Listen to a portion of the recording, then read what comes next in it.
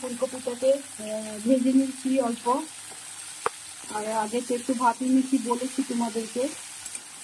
এবার মশলাগুলো দিয়ে দিচ্ছি, ধনে জিরে হলুদ, হলুদ না এখানে ধনে জিরে আর শুকনো লঙ্কাই আছে। হলুদটা দেওয়ার পরে যেহেতু ফুলকপির একটু হলুদ দিয়েছি,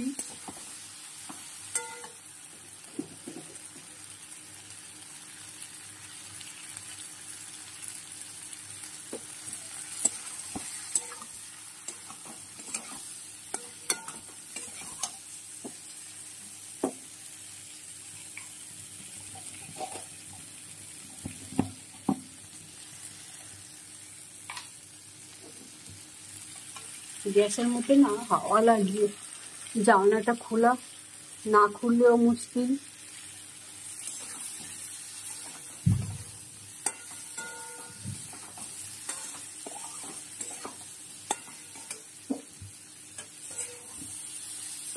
তো আমি যেহেতু এমনি জল ছাড়া মশলা, শুকনো মশলা দিয়েছি, তো আমার মশলা ভাজা হয়ে গেছে। দেখো, শুকনো মশলা জল ছাড়া দিলে ওটা বেশি সময় লাগে না, কাঁচা গন্ধ চলে গেছে মশলার। এবার আমি জল দিয়ে দেবো।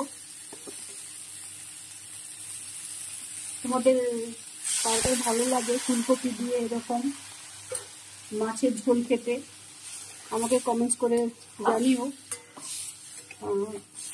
রুই, কাতলা, কই এই সমস্ত মাছ ফুলকপি দিয়ে খেতে বেশ ভালো লাগে, টেস্ট হয়। আর যারা বড়ি পছন্দ করো, বড়ি দিয়ে, আমার আগে বড়িটা পছন্দ করতে না, এখনো না, সব বড়ি ভালো লাগে না, এক একটা বড়ি কিরম শক্ত হয়, ওগুলো খেতে একদম ভালো লাগে না। খাবার জিনিস ঠিক মতন স্বাদ মতন ঠিক স্বাদটা না থাকলে ওই খাবারটা ভালো লাগে না খেতে। যত টেস্টফুলই হোক না কেন, খাবারে যদি স্বাদ না পাওয়া যায় তাহলে ওই খাবারটা খেতে ভালো লাগে না। তো এক একটা ফুলকপি বলছি, ফুলকপিও তাই, সব ফুলকপি খেতে দেখবে ভালো হয় না, সেদ্ধ হয় না। আবার এক একটা কি সুন্দর তাতে সেদ্ধ হয়ে যায়, খেতে দারুণ লাগে।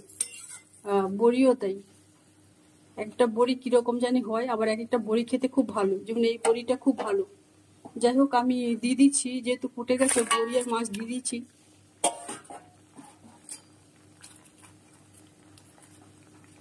এটা শিখিয়ে